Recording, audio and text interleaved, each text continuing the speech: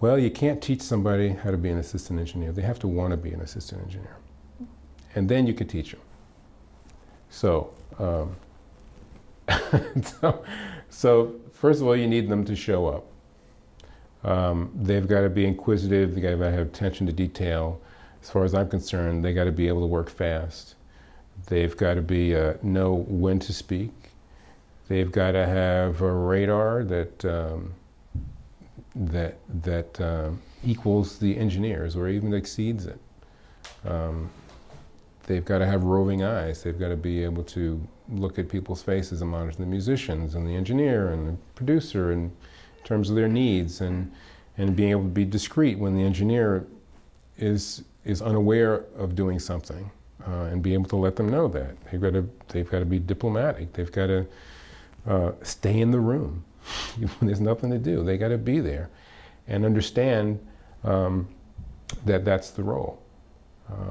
The hours, well, you know, sometimes in the old days the hours would be long. I think in general people are working more reasonable hours, but it can oftentimes trip into that. So they've got to have stamina, but also take care of themselves, know when to take care of their ears, and know when to take a break, and know when to say, you know, if the assistant is responsible for in some way I don't want to say the documentation because there is no documentation anymore, responsible for the kind of the bandwidth and headspace around the session, if it gets beyond them, they've got to know that they got to tell the engineer, well, you know, hold on, I need to take a minute here, and because at some point the engineer is going to turn to that assistant and go, so where is that thing? And if they don't know, that's bad.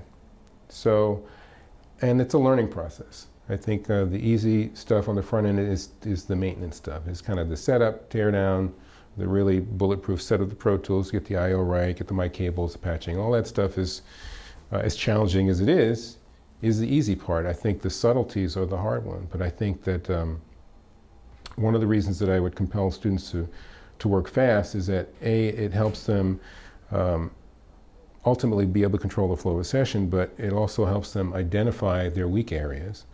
It moves the things that they know and do well out of their consciousness, because what I find when they work slow is that they're really thinking about everything they touch. It takes up a lot of headspace. And if really what they want to do is be able to hear, they need to clear their mind. So, so at the point that, you know, that mechanical facility becomes easier, the world opens up, because now they're not thinking about all those little things, and they really can hear, and they really can pay attention to the dialogue and the dynamic of the relationships and the communication, and that's where the assisting really starts to come into fore.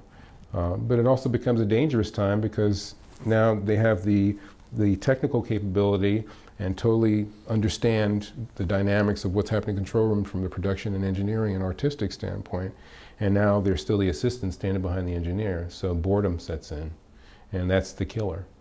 So in a case like that, I put out the challenge, learn something new every day. You can learn something new every day, you look for it. You think you know everything, well, you got to look for, what am I going to learn new today?